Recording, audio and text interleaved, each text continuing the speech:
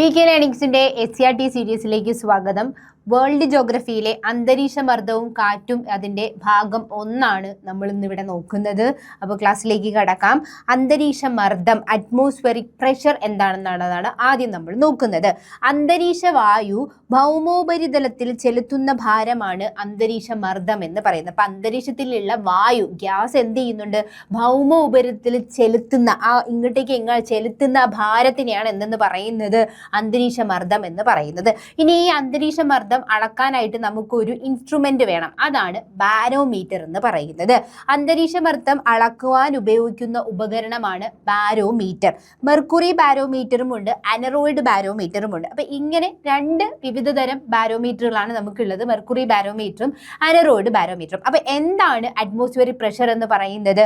അന്തരീക്ഷ വായു ഭൗമോപരിതലത്തിൽ ചെലുത്തുന്ന ആ ഒരു ഭാരം, ആ ഒരു വെയിറ്റ് ആണ് ഇതെന്ന് പറയുന്നത് അറ്റ്മോസ്ഫിയറിക് പ്രഷർ എന്ന് പറയുന്നത്. നോക്കിക്കേ, ബാരോമീറ്ററിന്റെ പിക്ചറൊക്കെ കൊടുത്തിട്ടുണ്ട്. മെർക്കുറി ബാരോമീറ്റർ ഭൗമോപരിതല ശരാശരി അന്തരീക്ഷമർദ്ദം എന്ന് പറയുന്നത് 74 സെന്റിമീറ്റർ ആയിട്ടാണ് കണക്കാക്കുന്നത്. അന്തരീക്ഷമർദ്ദം രേഖപ്പെടുത്തുന്നത് സാധാരണയായിട്ട് എങ്ങനെയാ?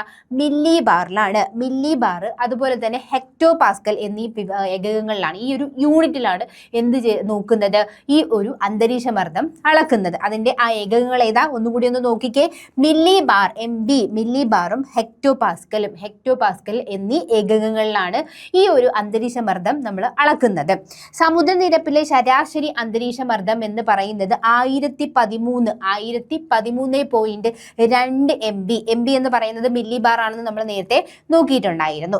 അടുത്തതെന്ന് പറയുന്നത് അന്തരീക്ഷമർദ്ദത്തിനെ സ്വാധീനിക്കുന്ന ഘടകങ്ങൾ ഏതൊക്കെ ഫാക്ടേഴ്സ് ആണെന്നാണ് നോക്കേണ്ടത്. അപ്പൊ അറ്റ്മോസ്ഫിയറിക് പ്രഷറിനെ സ്വാധീനിക്കുന്ന ഫാക്ടേഴ്സ് എന്ന് പറയുന്നത് 1 അന്തരീക്ഷത്തിലുള്ള താപനില, അന്തരീക്ഷത്തിലുള്ള ടെമ്പറേച്ചർ, സമുദ്രനിരപ്പിൽ നിന്നും എത്രത്തോളം ഉയരത്തിലാണ് എന്നുള്ളതും, അന്തരീക്ഷ വായുവിലെ ജലാംശം. ഈ 3 ഫാക്ടേഴ്സ് ആണ് അന്തരീക്ഷമർദ്ദത്തിനെ അന്തരീക്ഷമർദ്ദത്തിനെ സ്വാധീനിക്കുന്ന ഫാക്ടേഴ്സ് എന്ന് പറയുന്നത്. ഇനി അന്തരീക്ഷ താപനില ആണ് ആദ്യത്തെ ഫാക്ടർ എന്ന് പറഞ്ഞു. അപ്പൊ നമുക്ക് അത് നോക്കാം. അന്തരീക്ഷ വായു ചൂടുപിടിച്ച് വികസിക്കുന്നു, ഇത് ഭാരം കുറഞ്ഞു ഉയരുകയും ചെയ്യുന്നു. ഇപ്രകാരം ന്യൂനമർദ്ദ മേഖലകളുണ്ട്. അപ്പൊ നമുക്ക് അന്തരീക്ഷത്തിന്റെ പ്രഷറിനെ വെച്ചിട്ട് നമുക്ക് ന്യൂനമർദ്ദ മേഖല എന്ന്, നമുക്ക് ഉച്ചമർദ്ദ മേഖല എന്ന് പറയും. അതായത് high pressure area, low pressure area എന്ന് നമുക്ക് പറയാൻ പറ്റും. അപ്പൊ ഹൈ പ്രഷർ ഏരിയ എന്ന് പറഞ്ഞു കഴിഞ്ഞാൽ എന്തായിരിക്കും? അവിടെ ഇഷ്ടംമാതിരി ഗ്യാസ് മോളിക്യൂൾസ്, എത്രത്തോളം ഗ്യാസ് മോളിക്യൂൾസ് ഉണ്ടായിരിക്കുന്നതായിരിക്കും ഉച്ചമർദ്ദ മേഖല, ഹൈലി പ്രഷർ ആയിട്ടുള്ള ഏരിയ ആയിരിക്കും. പക്ഷെ എന്നാൽ ന്യൂനമർദ്ദ മേഖല എന്ന് പറയുമ്പോൾ എങ്ങനെയായിരിക്കും? ലോ പ്രഷർ ആയിട്ടുള്ള ഏരിയ ആണ്. അപ്പോൾ നമ്മളൊരു ടെമ്പറേച്ചറും പ്രഷറും നമ്മളിങ്ങനെ നോക്കുമ്പോൾ ഇത് ഇൻവേഴ്സ്ലി പ്രൊപ്പോർഷണൽ ആണ്. അതായത് ഒന്ന് കൂടുമ്പോൾ ഒന്ന് കുറയും, ഒന്ന് കുറയുമ്പോൾ ഒന്ന് കൂടുകയും ചെയ്യും. അങ്ങനെ ഒരു റിലേഷനാണ് ഏതെന്ന് പറയുന്നത് ടെമ്പറേച്ചറും പ്രഷറും. അത് ബേസിക് ആയിട്ടുള്ളൊരു കാര്യമാണ്, അത് ഓർത്ത് വെച്ചിരിക്കുക. അപ്പോൾ നമ്മളിവിടെ പഠിച്ചിട്ടുണ്ട് അന്തരീക്ഷ താപനില കൂടുകയാണ്, ടെമ്പറേച്ചർ എന്ന് പറയുന്നത് ഇൻവേഴ്സ്ലി പ്രൊപ്പോർഷണൽ ആണ്. ഈ ടെമ്പറേച്ചർ കൂടുമ്പോൾ എന്ത് ചെയ്യുന്നു വെച്ച് കഴിഞ്ഞാൽ അന്തരീക്ഷ വായു ചൂട് പിടിക്കും. ഈ ചൂട് പിടിച്ചിട്ട് ഇത് വികസിച്ച് മുകളിലേക്ക് ഭാരം കുറഞ്ഞു ഉയരുകയാണ് ചെയ്യുന്നത്. ആ ഭാരം പോയി കഴിഞ്ഞു, അതായത് അന്തരീക്ഷ വായു ചൂട് പിടിച്ച് അവിടെ നിന്ന് മുകളിലോട്ട് പോയി കഴിഞ്ഞാൽ പിന്നെ അവിടെ എന്തായി? ഉച്ചമർദ്ദ മേഖലയാണോ ന്യൂനമർദ്ദ മേഖലയാണോ? ന്യൂനമർദ്ദ മേഖലയാണ്. അതായത് ലോ പ്രഷർ ഏരിയ ആണ് അവിടെ ക്രിയേറ്റ് ചെയ്യുന്നത്. ഇത്തരത്തിൽ ഉയരുന്ന വായു ക്രമേണ തണുത്ത് സങ്കോചിച്ച് താഴ്ന്നുയരുന്ന ഇടങ്ങളിൽ ഇങ്ങനെ ഉയർന്നു പോകുന്ന, അതായത് അന്തരീക്ഷ താപനില ടെമ്പറേച്ചർ കൂടിയിട്ട് ഉയർന്നു പോകുന്ന ഈ ഗ്യാസ് എന്ത് ചെയ്യും? തണുത്തിട്ട് എവിടെയെങ്കിലും താഴ്ന്ന ഒരു പ്രദേശത്തിലേക്ക് പോവുകയാണ് ചെയ്തത്. അതായത് സങ്കോചിച്ചിട്ട് എന്ത് ചെയ്യും? താഴ്ന്നിറങ്ങുവാണ്. താഴ്ന്ന പ്രദേശങ്ങൾ എന്നുള്ളതല്ല, താഴ്ന്നിറങ്ങുവാണ് ചെയ്യുന്നത്. അപ്പൊ ഈ താഴ്ന്നിറങ്ങുന്ന പ്രദേശങ്ങൾ എന്തായിട്ട് മാറും? ഉച്ചമർദ്ദ മേഖലയായിട്ട് മാറും, അതായത് ഹൈ പ്രഷർ ഏരിയ ആയിട്ട് മാറും. അപ്പൊ അത് നമ്മൾ താപനില നോക്കി, ആദ്യത്തെ ഫാക്ടർ ആയിട്ടുള്ള താപനില നോക്കി. രണ്ടാമത്തെ ഫാക്ടറാണ് സമുദ്രനിരപ്പിൽ നിന്നുള്ള ഉയരം എങ്ങനെ ഇതിനെ അഫക്റ്റ് ചെയ്യുന്നുണ്ട്. അതായത് നമ്മുടെ അറ്റ്മോസ്ഫിയറിക് പ്രഷറിനെ സമുദ്രനിരപ്പിൽ നിന്നുള്ള ഉയരം എങ്ങനെ അഫക്റ്റ് ചെയ്യുന്നു നോക്കാം. ഭൂഗുരുത്വം കാരണം ഭൗമോപരിതലത്തിനോടടുത്ത് വായുവിന്റെ സാന്ദ്രത കൂടുതലായതിനാൽ ഉന്നതമർദ്ദം അനുഭവപ്പെടുന്നുണ്ട്. ഈ സമുദ്രനിരപ്പിൽ നിന്ന് ഉയരും തോറും അന്തരീക്ഷവാതകങ്ങളുടെ സാന്ദ്രത കുറയുന്നതിനാൽ അന്തരീക്ഷമർദ്ദം ക്രമേണ കുറഞ്ഞു വരിക. അതായത് നമ്മുടെ സീ ലെവലിൽ നിന്ന് മുകളിലോട്ട് പോകുമ്പോഴും എന്താണ് സംഭവിക്കുന്നത്? അന്തരീക്ഷവാതകങ്ങളുടെ ഡെൻസിറ്റി കുറയും. നമ്മൾ കഴിഞ്ഞ ക്ലാസ്സിൽ പറഞ്ഞിട്ടുണ്ടായിരുന്നു, അല്ലെ? ഇപ്പൊ നമ്മുടെ മൗണ്ടനിങ്ങിൽ, അതായത് എവറസ്റ്റ് ഒക്കെ കയറാൻ പോകുന്നവരെ സംബന്ധിച്ച് അവർ ഓക്സിജൻ സിലിണ്ടർ കൊണ്ടുപോകുന്നു, അതായത് അവിടെ ഗ്യാസിന്റെ അളവ് കുറവാണ് എന്നുള്ളതൊക്കെ പഠിച്ചിട്ടുണ്ടായിരുന്നു. അപ്പൊ അതുകൊണ്ട് സീ ലെവലിൽ നിന്നും മുകളിലോട്ട് പോകുന്നവരും എന്താണ് സംഭവിക്കുന്നത്? അവിടെ അന്തരീക്ഷത്തിന്റെ വാതകങ്ങളുടെ സാന്ദ്രത കുറയുവാണ് ചെയ്യുന്നത്. അങ്ങനെ അന്തരീക്ഷ മർദ്ദം ക്രമേണ കുറഞ്ഞു. അതായത് ടെമ്പറേച്ചർ കൂടുന്നത് പോലെ തന്നെയാണ് ഇവിടെ എന്ത് പറയുന്നത്, സമുദ്രനിരപ്പിൽ നിന്നുള്ള ഉയരം കൂടുന്തോറും എന്ത് സംഭവിക്കുകയാണ്, നമ്മുടെ പ്രഷർ, അതായത് അന്തരീക്ഷത്തിന്റെ മർദ്ദം എന്ത് ചെയ്യുന്നുണ്ട്, ക്രമേണ കുറഞ്ഞു വരുവാണ് ചെയ്യുന്നത്. ഓരോ 10 മീറ്ററിനും ഏകദേശം 1 മില്ലി ബാർ എന്ന തോതിലാണ് ലംബതലത്തിൽ അന്തരീക്ഷ മർദ്ദം കുറയുന്നത്. അപ്പോൾ എങ്ങനെയാണ് ഓരോ 10 മീറ്ററിനും ഏകദേശം 1 മില്ലി ബാർ എന്നുള്ള രീതിയിലാണ് എന്ത് കുറയുന്നത്, ഈ അറ്റ്മോസ്ഫിയറിക് പ്രഷർ കുറയുന്നത്. എന്നാൽ മർദ്ദത്തിലുണ്ടാകുന്ന ഈ വ്യതിയാനം എല്ലായ്പ്പോഴും ഇതേ തോതിലായിരിക്കണമെന്നില്ല. അപ്പം അങ്ങനെ ഒരു പ്രഷറിലുള്ള വേരിയേഷൻ എന്താണ്, എപ്പോഴും ഇതേ ഒരു പാറ്റേൺ ഫോളോ ചെയ്യണമെന്ന് നമുക്ക് നിർബന്ധം പിടിക്കാൻ പറ്റത്തില്ല. അത് പല സമയത്തും പല രീതിയിലായിരിക്കും മാറുന്നത്. ഇനി അടുത്തൊരു ഫാക്ടർ പറഞ്ഞു, അന്തരീക്ഷ മർദ്ദത്തിനെ സ്വാധീനിക്കുന്ന മൂന്നാമത്തെ ഫാക്ടറാണ് അന്തരീക്ഷ വായുവിലെ ജലാംശം എന്ന് പറയുന്നത്. വായുവിലെ ജലാംശം കൂടുമ്പോൾ നൈട്രജൻ, ഓക്സിജൻ തുടങ്ങിയ ഭാരം കൂടിയ വാതകങ്ങളുടെ സ്ഥാനത്ത് എന്ത് ചെയ്യും, ഈ ഭാരം കൂടിയ വാതകങ്ങളെ റീപ്ലേസ് ചെയ്തുകൊണ്ട് അവിടെ എന്ത് വരുവാണ് ചെയ്യുന്നത്, ജലത്തിന്റെ തന്മാത്രകൾ ഇടം പിടിക്കുകയാണ് ചെയ്യുന്നത്. ജലതന്മാത്രകൾ ഭാരം കുറവായതിനാൽ വരണ്ട വായുവിനെ അപേക്ഷിച്ച് ആർദ്രവായുവിൽ അന്തരീക്ഷ മർദ്ദം എന്തായിരിക്കും, കുറവായിരിക്കും. അപ്പൊ നമ്മൾ ഈ പഠിച്ചിട്ടുള്ള 3 കാര്യങ്ങളും, ഈ 3 ഫാക്ടേഴ്സും കൂടുന്തോറും, ടെമ്പറേച്ചർ കൂടുന്തോറും എന്ത് സംഭവിക്കുന്നുണ്ട്, ആദ്യം നമ്മൾ പറഞ്ഞ ടെമ്പറേച്ചറാണ്, അത് കൂടുന്തോറും പ്രഷർ കുറയുന്നു എന്ന് പറഞ്ഞിട്ടുണ്ടായിരുന്നു. അതുപോലെ സീ ലെവലിൽ നിന്നുള്ള ഹൈറ്റ് പറഞ്ഞു, അത് കൂടുന്തോറും പ്രഷർ കുറയുന്നു എന്ന് പറയുന്നുണ്ടായിരുന്നു. മൂന്നാമത്തേതായിട്ടുള്ള അന്തരീക്ഷത്തിലെ ജലാംശം കൂടുന്തോറും പ്രഷർ എന്ത് ചെയ്യുന്നുണ്ട്, കുറയുന്നുണ്ട്. അപ്പോൾ ഈ ഒരു 3 എണ്ണം ഇൻവേഴ്സ്ലി പ്രൊപ്പോർഷണൽ എന്ന് തന്നെ നമുക്ക് പറയാൻ പറ്റും. ഇനി നമ്മൾ നോക്കുന്നതെന്ന് പറയുന്നത് ഇളം കാറ്റുകൾ മുതൽ വിനാശകാരിയായിട്ടുള്ള കൊടുങ്കാറ്റുകൾ വരെ കാരണമാകുന്നത് അന്തരീക്ഷ മർദ്ദ ഈ ഒരു ഏറ്റക്കുറച്ചിലാണ്, ഒരു പ്രഷറിലുള്ള വേരിയേഷൻ ആണ്. അതായത് ചെറിയ കാറ്റ് തൊട്ട് ആ വിനാശകരമായിട്ടുള്ള കൊടുങ്കാറ്റുകൾ വരെ രൂപം കൊള്ളുന്നത് ഈ ഒരു നമ്മുടെ അന്തരീക്ഷ മർദ്ദത്തിലെ ഏറ്റക്കുറച്ചിലുകൾ കൊണ്ടാണ്. ഉച്ചമർദ്ദ മേഖലയിൽ നിന്നും ന്യൂനമർദ്ദ മേഖലയിലേക്കാണ് കാറ്റ് വീശുന്നത്.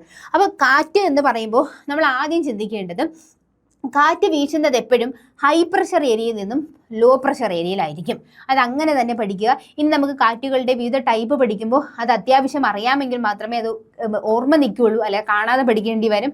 ഇതറിയാമെങ്കിൽ നമുക്ക് പെട്ടെന്ന് അത് മനസ്സിലാവുകയും ചെയ്യും. അപ്പോൾ എങ്ങനെയാണ് കാറ്റ് വീശുന്നത്, ഉച്ചമർദ്ദ മേഖലയിൽ നിന്നും ന്യൂനമർദ്ദ മേഖലയിലേക്കാണ്, ഹൈ പ്രഷർ ഏരിയയിൽ നിന്നും ലോ പ്രഷർ ഏരിയയിലേക്കാണ് കാറ്റുകൾ വീശുന്നത്. ഇനി ഐസോബാർ എന്താണെന്നുള്ളത് നോക്കാം. ഓരോ പ്രദേശത്തും രേഖപ്പെടുത്തുന്ന അന്തരീക്ഷ മർദ്ദത്തെ ഭൂപടങ്ങളിൽ രേഖപ്പെടുത്തി ഒരേ മർദ്ദമുള്ള പ്രദേശങ്ങളെ തമ്മിൽ യോജിപ്പിച്ചുകൊണ്ട് സാങ്കല്പിക രേഖ, ഇത് ശരിക്കുമുള്ള രേഖകളല്ല, ഇതെന്ന് പറയുന്നത് നമുക്ക് ഒരു സാങ്കല്പിക രേഖയാണ്. ഇപ്പൊ നമ്മുടെ ലാറ്റിറ്റ്യൂഡ്സും ലോഞ്ചിറ്റ്യൂഡ്സും പോലെ ഒരു സാങ്കല്പികമായിട്ടുള്ള ഒരേ പ്രഷർ അനുഭവപ്പെടുന്ന സ്ഥലങ്ങളെ തമ്മിൽ ബന്ധിപ്പിച്ചു വരച്ചിട്ടുള്ള സാങ്കല്പിക രേഖയാണ് ഐസോബാർ എന്ന് പറയുന്നത്. അങ്ങനെ ആഗോള മർദ്ദ വിതരണം കാണിക്കുന്ന ഒരു സമമർദ്ദ രേഖാ ഭൂപടം, ഐസോബാറിന്റെ ഒരു സമമർദ്ദ രേഖാ ഭൂപടമാണ് ഈ കൊടുത്തിരിക്കുന്നത്. ഇതിൽ എച്ച് എന്ന് പറയുന്നത് ഉച്ചമർദ്ദ കേന്ദ്രങ്ങളും എൽ എന്ന് പറയുന്നത് ന്യൂനമർദ്ദ കേന്ദ്രങ്ങളുമാണ്. ഹൈ പ്രഷർ ഏരിയാസ് സെന്ററും അതുപോലെ തന്നെ ലോ പ്രഷർ സെന്റേഴ്സുമാണ് ഈ ഒരു പിക്ചറിൽ കാണിച്ചിരിക്കുന്നത്. ഇനി നമുക്ക് നോക്കാനുള്ളത് ഗ്ലോബൽ പ്രഷർ ബെൽറ്റുകളാണ്. അതായത് ഈ ഭൂമധ്യരേഖയിൽ നിന്നും ധ്രുവങ്ങളിലേക്ക് പോകും തോറും താപനിലയിലെ വ്യത്യാസം അറിയാലോ. നമുക്ക് ഭൂമധ്യരേഖയിൽ കിട്ടുന്നത്, ഇക്വേറ്റർ റീജിയനിൽ കിട്ടുന്ന അതേ സൺറൈസ് അല്ല നമുക്ക് എവിടെ കിട്ടുന്നത്, പോളാർ റീജിയനിൽ കിട്ടുന്നത്. അപ്പൊ ഈ ഒരു താപനിലയിലും ഈ ഒരു വ്യത്യാസം കാണുന്നുണ്ട്. ഈ താപനിലയിൽ വരുന്ന വ്യത്യാസം എന്തിനാണ്, അതനുസരിച്ചിട്ട് തന്നെ എന്തിലും വ്യത്യാസം വരുന്നുണ്ട്, പ്രഷറിലും വ്യത്യാസം വരുന്നുണ്ട്. മർദ്ദം ക്രമമായി കൂടേണ്ടതാണ് ചെയ്യേണ്ടത്. പക്ഷേ താപം മർദ്ദത്തിന് വിപരീത അനുപാതത്തിലാണ്, അല്ലെ? അപ്പൊ അതായത് ഭൂമധ്യരേഖയിൽ നിന്നും ധ്രുവങ്ങളിലേക്ക് പോകും തോറും താപനിലയിൽ വ്യത്യാസം അനുസരിച്ച് മർദ്ദം ക്രമമായി കൂടേണ്ടതാണ്.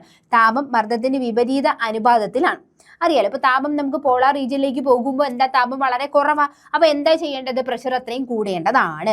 എന്നാൽ ഈ ഒരു താപനിലയ്ക്ക് പുറമെ എന്തും കൂടി ആക്ട് ചെയ്യുന്നുണ്ട്, എർത്തിന്റെ റൊട്ടേഷൻ, എർത്തിന്റെ ഭൂഭ്രമണം കൂടി സ്വാധീനിക്കുന്നത് കാരണം ഭൂമിയുടെ വിവിധ അക്ഷാംശങ്ങളിൽ, വിവിധ ലാറ്റിറ്റ്യൂഡ്സുകളിൽ വ്യത്യസ്തമായിട്ടുള്ള മർദ്ദ സാഹചര്യങ്ങളാണ് കാണപ്പെടുന്നത്. അപ്പൊ വ്യത്യസ്തമായിട്ടുള്ളൊരു പ്രഷർ ആണ് നമുക്ക് അവിടെ കാണാൻ പറ്റുന്നത്. ശരിക്കും പറഞ്ഞു കഴിഞ്ഞാൽ ഇക്വറ്റോറിയൽ ആ ഒരു ലോ പ്രഷറിൽ നിന്ന് നമ്മൾ പോളാർ ഹൈ പ്രഷറിലേക്ക് പോകും തോറും ശരിക്കും സംഭവിക്കേണ്ടതെന്ന് പറഞ്ഞാൽ പ്രഷർ അത്രയും എങ്ങനെ കൂടി കാര്യം ടെമ്പറേച്ചർ കുറവാണ്, ഇൻവേഴ്സ്ലി പ്രൊപ്പോർഷണൽ എന്നറിയാം, അങ്ങനെ കൂടേണ്ടതാണ്.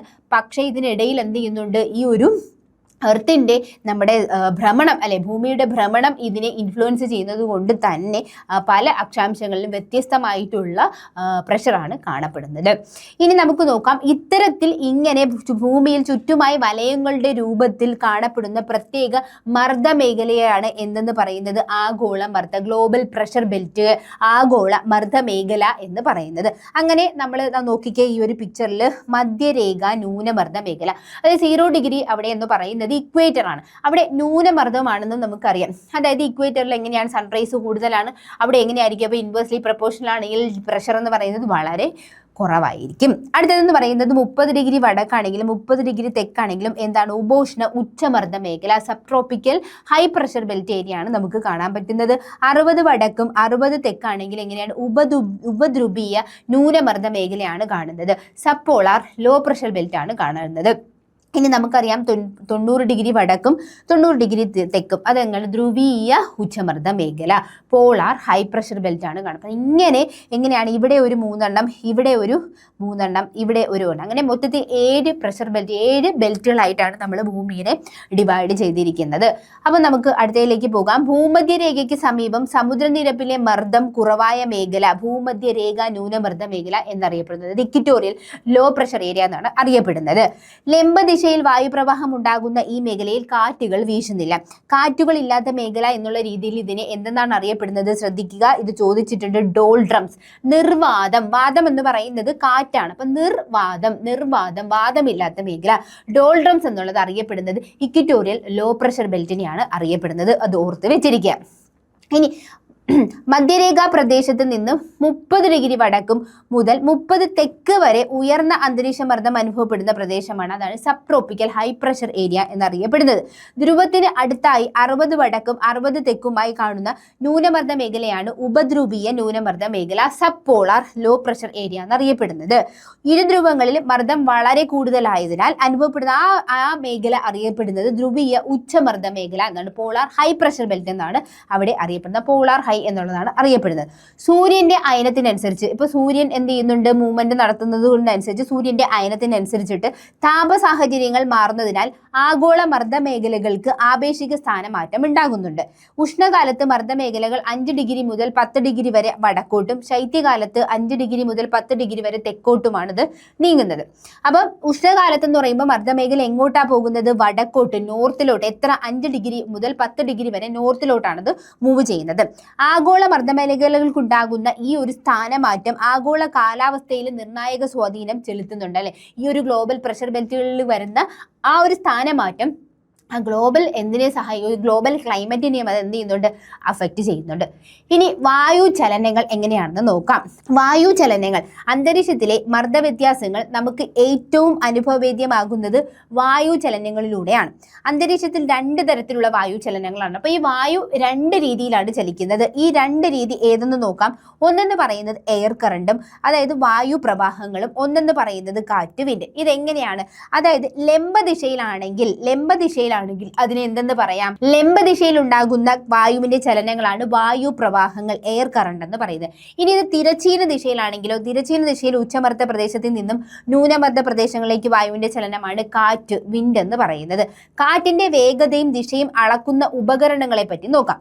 അനിമോമീറ്റർ എന്ന് പറയുന്ന ഒരു ഉപകരണവുമുണ്ട്, വിൻഡ് വെയിൻ എന്ന് പറയുന്ന ഒരു ഉപകരണവുമുണ്ട്. ഇത് തമ്മിലുള്ള വ്യത്യാസം എന്തെന്നുള്ളത് നോക്കാം. കാറ്റിന്റെ വേഗത അളക്കാൻ ഉപയോഗിക്കുന്ന ഉപകരണമാണ് ഏതെന്ന് പറയുന്നത് അനിമോമീറ്റർ. സ്പീഡുള്ള അനി എന്നിങ്ങനെ ഓർത്ത് വെച്ചിരിക്കുക. അപ്പോൾ കാറ്റിന്റെ വേഗത അളക്കാനാണെങ്കിൽ അനിമോമീറ്റർ ആണ്. മണിക്കൂറിൽ എത്ര കിലോമീറ്റർ വേഗതയിലാണ് കാറ്റ് വീശുന്നതെന്നാണ് ഏത് സൂചിപ്പിക്കുന്നത്? അനിമോമീറ്റർ സൂചിപ്പിക്കുന്നത്. ഇനി എന്താണ് വിൻഡ് വെയിൻ എന്ന് പറയുന്നത്? കാറ്റിന്റെ ദിശ മനസ്സിലാക്കാൻ ഉപയോഗിക്കുന്ന ഉപകരണമാണ് ഏതെന്ന് പറയുന്നത് വിൻഡ് വെയിൻ. നോക്കിക്കേ, ഒരു വിൻഡ് വെയിൻ ഈ പിക്ചറിൽ മെഷർ വിൻഡ് ഡയറക്ഷൻ, ഇതാണ് ആ ഒരു ഇൻസ്ട്രുമെന്റ് എന്ന് പറയുന്നത്. ഇനി ഇതാണ് അനിമോമീറ്റർ എന്ന് പറയുന്നത്, മെഷർ വിൻഡ് സ്പീഡ്, വിൻഡിന്റെ സ്പീഡുള്ള അനിമോമീറ്ററിലാണെങ്കിൽ നമുക്ക് കാറ്റിൻ്റെ സ്പീഡ് മനസ്സിലാക്കാൻ പറ്റും, കാറ്റിൻ്റെ വേഗത മനസ്സിലാക്കാൻ പറ്റും. കാറ്റിൻ്റെ ദിശയും വേഗതയും സ്വാധീനിക്കുന്ന ഫാക്ടേഴ്സ്, ഇനി കാറ്റിൻ്റെ ആ ഒരു ഡയറക്ഷൻ ആണെങ്കിലും ആ ഒരു സ്പീഡ് വേഗതയാണെങ്കിലും അതിനെ സ്വാധീനിക്കുന്ന ഘടകങ്ങൾ ഏതെന്ന് നോക്കാം. ഒന്നെന്ന് പറയുന്നത് പ്രഷർ ഗ്രേഡിയന്റ് ഫോഴ്സ്, മർദ്ദച്ചരിവ് ബലവും. 2 എന്ന് പറയുന്നത് ഫ്രിക്ഷണൽ ഫോഴ്സ്, ഘർഷണ ബലവും. 3 കോറിയോളിസിസ് ഫോഴ്സ്. 4 ഗുരുത്വാകർഷണ ബലം. ഈ 4 ഫോഴ്സസ്, ഈ ഒരു 4 കാര്യങ്ങളാണ് ഏതിനെ സ്വാധീനിക്കുന്നത്? കാറ്റിന്റെ ദിശയും വേഗതയും സ്വാധീനിക്കുന്നത്. അതിൽ ആദ്യത്തെ പ്രഷർ ഗ്രേഡിയന്റ് ഫോഴ്സ് എന്താണെന്നുള്ളത് നോക്കാം. മർദ്ദച്ചരിവ് ബലം എന്താണെന്നുള്ളത് നോക്കാം. അന്തരീക്ഷ മർദ്ദത്തിലെ വ്യതിയാനങ്ങൾ ഒരു ബലം രൂപപ്പെടുത്തുന്നുണ്ട്. ദൂരത്തിനനുസൃതമായി ഉണ്ടാകുന്ന മർദ്ദവ്യത്യാസത്തിന്റെ നിരക്കാണ് മർദ്ദച്ചരിവ്, അതായത് പ്രഷർ ഗ്രേഡിയന്റ് എന്ന് പറയുന്നത്. സമമർദ്ദ രേഖകൾ അടുത്തടുത്തായി കാണപ്പെടുന്ന ഇടങ്ങളിൽ മർദ്ദച്ചരിവ് കൂടുതലും സമമർദ്ദ രേഖകൾ ഒന്നിനൊന്ന് അകന്ന് സ്ഥിതി ചെയ്യുകയാണെങ്കിൽ മർദ്ദച്ചരിവ് കുറവുമായിരിക്കും. അതായത് സമമർദ്ദ രേഖകൾ അടുത്തടുത്തായി കാണപ്പെടുകയാണെങ്കിൽ അവിടെ മർദ്ദച്ചരിവ് എങ്ങനെയായിരിക്കും? കൂടുതലായിരിക്കും. അടുത്തടുത്താണെങ്കിൽ അത് കൂടുതലുമായിരിക്കും. എന്നാൽ ഇത് അകന്നിരിക്കുകയാണെങ്കിൽ മർദ്ദച്ചരിവ് എങ്ങനെയായിരിക്കും? കുറവുമായിരിക്കും എന്നുള്ളത് ഓർത്ത് വെച്ചിരിക്കുക. നോക്കിക്കേ, പ്രഷർ ഗ്രേഡിയന്റ്, ലോ പ്രഷറും ഹൈ പ്രഷറും ആ ഒരു പ്രഷർ ഗ്രേഡിയന്റിന്റെ ഒരു പിക്ചറാണിത് കൊടുത്തിരിക്കുന്നത്. രണ്ടാമത്തേതാണ് ഫ്രിക്ഷണൽ ഫോഴ്സ് എന്ന് പറയുന്നത്. കർഷണ ബലം കാറ്റിന്റെ വേഗതയെ നന്നായിട്ട് സ്വാധീനിക്കുന്നുണ്ട്. ഭൗമോപരിതലത്തിനടുത്ത് കർഷണം ഏറ്റവും കൂടുതലായിരിക്കും. അതായത് എർത്തിന്റെ സർഫസിനടുത്ത് എന്തായിരിക്കും ഈ ഒരു കർഷണം എന്ന് പറയുന്നത്, അതായത് ഫ്രിക്ഷണൽ ഫോഴ്സ് എന്ന് പറയുന്നത് വളരെ കൂടുതലായിരിക്കും. ഭൗമോപരിതലത്തിൽ നിന്നും 1 കിലോമീറ്റർ മുതൽ 3 കിലോമീറ്റർ വരെയാണ് കർഷണ ബലം പൊതുവെ അനുഭവപ്പെടാറുള്ളത്. സമുദ്രോപരിതലം, നിരപ്പായ ഭൂപ്രദേശങ്ങൾ എന്നിവിടങ്ങളിൽ കർഷണം കുറവായതിനാൽ കാറ്റിന് എങ്ങനെയായിരിക്കും? വേഗത കൂടുതലായിരിക്കും. അപ്പം നമ്മുടെ ഓഷൻ്റെയൊക്കെ മുകളിലാണെങ്കിലും നിരപ്പായിട്ടുള്ള പ്രദേശങ്ങളിലും ഈ ഒരു ഫ്രിക്ഷണൽ ഫോഴ്സ് ഇല്ലാത്തത് കൊണ്ടായിട്ട് ഇതിനെ തടയാൻ ആരുമില്ല. സമുദ്രത്തിലൊക്കെ തടയാനായിട്ട് ആരുമില്ലാതെ ഫ്രിക്ഷൻ ഉള്ള ഒരു ചാൻസ് ഇല്ലാത്തത് കൊണ്ട് തന്നെ കാറ്റിന്റെ വേഗത എന്ന് പറയുന്നത് അവിടെ കൂടുതലായിരിക്കും. അടുത്തതാണ് കോറിയോളിസ് ഫോഴ്സ് എന്ന് പറയുന്നത്. ഭൂമിയുടെ അച്ചുതണ്ടിന്മേലുള്ള ഭ്രമണവും കാറ്റിന്റെ ദിശയെ സ്വാധീനിക്കുന്നുണ്ട്. കോറിയോളിസിസ് എന്ന ഫ്രഞ്ച് ഭൗതിക ശാസ്ത്രജ്ഞനാണ് ഈ ഒരു ഭ്രമണ ബലത്തെക്കുറിച്ച് ആദ്യമായി വിശദീകരിച്ചത് 1844. കോറിയോളിസിസ് ബലം ഉത്തരാർദ്ധഗോളത്തിൽ കാറ്റിന്റെ സഞ്ചാര ദിശയുടെ വലത്തോട്ടായിരിക്കും. ഇപ്പൊ നമ്മളെന്ന് പറയുന്നത് നോർത്തേൺ ഹെമിസ്ഫിയറാണ്. അപ്പോൾ നമ്മളെപ്പോഴും റൈറ്റ് ആയിട്ട് ചിന്തിക്കുമെന്ന് വെറുതെ ഓർത്ത് വെച്ചിരിക്കുക, ജസ്റ്റ് ഒരു കോഡായിട്ടാണ്. അപ്പോൾ നോർത്തേൺ ഹെമിസ്ഫിയറിൽ ഈ ഒരു കോറിയോളിസിസ് ഫോഴ്സിന്റെ എഫക്റ്റിൽ കാറ്റിന്റെ സഞ്ചാര ദിശയെ വലത്തോട്ടാണ്, അതായത് ദക്ഷിണാർദ്ധഗോളത്തിലാകുമ്പോഴത്തേക്കും അതിന്റെ സഞ്ചാര ദിശ എങ്ങോട്ട് ചലിക്കുന്നുണ്ട്? ഇടത്തോട്ട് വ്യതിചലിക്കാം. അപ്പോൾ കോറിയോളിസിസ് ഫോഴ്സ് നോർത്തേൺ ഹെമിസ്ഫിയറിൽ എങ്ങനെയാണ്, സദേൺ ഹെമിസ്ഫിയറിൽ എങ്ങനെയാണെന്നുള്ളതാണ് ഈ പറഞ്ഞിരിക്കുന്നത്. കാറ്റിന്റെ വേഗത കൂടുന്നതിനനുസരിച്ച് വ്യതിചലനത്തിന്റെ അളവും എന്ത് ചെയ്യുന്നുണ്ട്? ഈ കൂടുന്നുണ്ട്. അപ്പോൾ ഭൂമധ്യരേഖാ പ്രദേശങ്ങളിൽ നിന്ന് ധ്രുവങ്ങളിലേക്ക് പോകുന്തോറും കോറിയോളിസിസ് ബലത്തിൽ ആനുപാതികമായിട്ടുള്ളൊരു വർധനവ് ഉണ്ടാകുന്നുണ്ട്. ഭൂമധ്യരേഖാ പ്രദേശങ്ങളിൽ കോറിയോളിസിസ് ബലം എന്ന് പറയുന്നത് ഒട്ടും അനുഭവപ്പെടുന്നില്ല. ഭൂമധ്യരേഖ, അതായത് ഇക്വേറ്റർ റീജിയൻ ആണെങ്കിൽ കോറിയോളിസിസ് ഫോഴ്സ് എന്ന് പറയുന്നത് 0-ആണ്. നമുക്ക് എങ്ങനെയാണ് കാണാൻ പറ്റുന്നത്? 0-ആയിട്ടാണ് കാണാൻ പറ്റുന്നത്. ധ്രുവങ്ങളിലാണെങ്കിലോ ഈ ഒരു ബലം ഏറ്റവും കൂടുതൽ അനുഭവപ്പെടുന്നുണ്ട്. അപ്പോൾ പോളാർ റീജിയനിലാണ് ഇത് ഏറ്റവും കൂടുതൽ അനുഭവപ്പെടുന്നത്. ഇനി കാറ്റ് എന്ന് പറയുന്നത് നമ്മൾ പറഞ്ഞിട്ടുണ്ടായിരുന്നു. കാറ്റ് എന്ന് പറയുന്നത് ഹൈ പ്രഷർ ഏരിയയിൽ നിന്നും ലോ പ്രഷർ ഏരിയയിലേക്കുള്ള വായുവിൻ്റെ ചലനമാണ് എന്നുള്ളതൊക്കെ നമ്മൾ പഠിച്ചിട്ടുണ്ടായിരുന്നു. അപ്പോൾ കാറ്റ് തന്നെ പല രീതിയിലുണ്ട്. അതായത് സ്ഥിരവാതകങ്ങളെന്നും കാലികവാതകങ്ങളെന്നും പ്രാദേശികവാതകങ്ങളെന്നും അസ്ഥിരവാതകങ്ങളെന്നും ഉണ്ട്. അപ്പോൾ സ്ഥിരവാതകങ്ങളിൽ പെർമനന്റ് വിൻസ്, കാലികവാതകങ്ങൾ എന്ന് പറയുന്ന സീസണൽ വിൻസ് ഉണ്ട്. അതുപോലെ തന്നെ പ്രാദേശികമായിട്ടുള്ള വാതകങ്ങളുണ്ട്, ലോക്കൽ വിൻസ് ഉണ്ട്, അസ്ഥിരം വേരിയബിൾ വിൻസും കാണപ്പെടുന്നുണ്ട്. അപ്പോൾ ഇങ്ങനെ 4 ടൈപ്പ് വിൻസുകളാണ് കാറ്റുകളാണ് ഉള്ളത്. അതിൽ തന്നെ ആദ്യതാണ് പ്ലാനറ്ററി വിൻസ് എന്ന് പറയുന്നത്. സ്ഥിരവാതകങ്ങൾ. എന്താണ് സ്ഥിരവാതകങ്ങൾ എന്ന് പറയുന്നത്? വാതകങ്ങളല്ല, സ്ഥിരവാതങ്ങൾ. വർഷം മുഴുവൻ ഒരു നിശ്ചിത ദിശയിൽ സ്ഥിരമായി വീശുന്ന കാറ്റുകൾ. ഒരു വർഷം മുഴുവൻ അത് സ്ഥിരമായിട്ട് വീശുന്നത് കൊണ്ടാണ് ഇതിനെ പെർമനന്റ് വിൻഡ്, പ്ലാനറ്ററി വിൻസ് എന്നൊക്കെ പറയുന്നത്. നിരന്തരവാദങ്ങൾ, ആഗോളവാദങ്ങൾ, ഗ്ലോബൽ വിൻഡ് എന്നീ പേരുകളിലാണ് ഇത് സ്ഥിരവാദങ്ങൾ അറിയപ്പെടുന്നത്. ആഗോള മർദ്ദമേഖലകൾക്കിടയിലാണ് ഈ കാറ്റുകൾ വീശുന്നത് എന്നുള്ളത് നമുക്ക് കാണാൻ കഴിയും. അന്തരീക്ഷത്തിന്റെ പൊതുചംക്രമണം നോക്കാം. ആഗോളവാദങ്ങളുടെ സഞ്ചാരക്രമത്തെയാണ് അന്തരീക്ഷത്തിന്റെ പൊതുചംക്രമണം എന്ന് വിളിക്കുന്നത്. അപ്പോൾ അതായത് ഈ ഒരു ഗ്ലോബൽ വിൻഡ് അല്ലെങ്കിൽ പെർമനന്റ് വിൻഡിന്റെ പെർമനന്റ് വിൻഡിന്റെ സഞ്ചാരത്തിനെയാണ് എന്തെന്ന് പറയുന്നത്? പൊതുചംക്രമണം എന്ന് പറയുന്നത്. ഇതിനെ സ്വാധീനിക്കുന്ന ഫാക്ടേഴ്സിന്റെ ഒന്നെന്ന് പറയുന്നത് വിവിധ അക്ഷാംശങ്ങളിൽ അന്തരീക്ഷ താപനിലയിൽ ഉണ്ടാകുന്ന വ്യതിയാനങ്ങൾ, മർദ്ദമേഖലകളുടെ ആവിർഭാവം, സൂര്യന്റെ ആപേക്ഷിക മാറ്റത്തിനനുസരിച്ച് മർദ്ദമേഖലകൾക്കുണ്ടാകുന്ന സ്ഥാനമാറ്റം, വൻകരകളുടെയും സമുദ്രങ്ങളുടെയും വിതരണം, ഭൂമിയുടെ ഭ്രമണം. ഇതെല്ലാം എന്തിനെ സ്വാധീനിക്കുന്ന ഘടകങ്ങളാണ്? അന്തരീക്ഷത്തിന്റെ പൊതുചംക്രമണത്തിനെ സ്വാധീനിക്കുന്ന ഘടകങ്ങളാണ്. അന്തരീക്ഷത്തിന്റെ പൊതുചംക്രമണം സമുദ്രചലനങ്ങൾക്ക് കാരണമാകാറുണ്ട്. അത് ആഗോള കാലാവസ്ഥയും സ്വാധീനിക്കുന്നുണ്ട്. അപ്പോൾ അന്തരീക്ഷത്തിന്റെ ഒരു പൊതുചംക്രമണം നമ്മുടെ ഓഷൻ കറൻസിനെയും ഇൻഫ്ലുവൻസ് ചെയ്യുന്നുണ്ട്. അതിന് ചലനങ്ങൾക്ക് കാരണമാകാറുണ്ട്. അങ്ങനെ ഓഷൻ കറണ്ട് എന്ന് പറയുന്നത് ആഗോളമായിട്ടുള്ള കാലാവസ്ഥേനെയും എന്ത് ചെയ്യുന്നുണ്ട്? സ്വാധീനിക്കുന്ന ഒരു ഫാക്ടറാണ്. ഇനി പ്രധാനമായിട്ടുള്ള സ്ഥിരവാദങ്ങൾ ഏതാണ് എന്നുള്ളത് നോക്കാം. പെർമനന്റ് വിൻസിന്റെ ഒന്നെന്ന് പറയുന്നത് ട്രേഡ് വിൻസ്, 2 എന്ന് പറയുന്നത് വെസ്റ്റർലീസും, 3 എന്ന് പറയുന്നത് പോളാർ ഈസ്റ്റർലീസുമാണ്. അപ്പോൾ ഈ ഒരു പിക്ചർ നോക്കിക്കേ. ഈ ഒരു പിക്ചറിൽ നമ്മുടെ നിർവാത മേഖല ഡോൾഡ്രംസ് എന്ന് പറയുന്നത് നമ്മൾ നോക്കിയിട്ടുണ്ടായിരുന്നു. ഇതാണ് വടക്ക് കിഴക്കൻ വാണിജ്യവാദങ്ങൾ, ഇതാണ് തെക്ക് കിഴക്കൻ വാണിജ്യവാദങ്ങൾ എന്ന് പറയുന്നത്. ഇതിൽ നമുക്ക് നോക്കാം ട്രേഡ് വിൻസ് എന്താണെന്ന് നോക്കാം. ട്രേഡ് വിൻസ് എന്ന് പറയുന്നത് ഉപോഷ്ണ ഉച്ചമർദ്ദ മേഖലയിൽ നിന്നും മധ്യരേഖ മർദ്ദത്തിലേക്ക് വീശുന്നത്, അതായത് ഹൈ പ്രഷർ ഏരിയയിൽ നിന്ന് ലോ പ്രഷർ ഏരിയയിലേക്ക് കാറ്റ് വീശുന്നു ഉള്ളത് നമുക്കറിയാം. അതുകൊണ്ട് തന്നെ ഉപോഷ്ണ ഉച്ചമർദ്ദ മേഖലയിൽ നിന്നും എങ്ങോട്ട് സബ് ട്രോപ്പിക്കൽ ഹൈ പ്രഷർ ഏരിയയിൽ നിന്നും ഇക്വറ്റോറിയൽ ലോ പ്രഷർ ഏരിയയ്ക്ക് വീശുന്നതാണ് ഇത്. കോറിയോളിസിസ് ബലം കാരണം വാണിജ്യവാദങ്ങൾക്ക് ദിശാവ്യതിയാനം സംഭവിക്കുന്നുണ്ട്.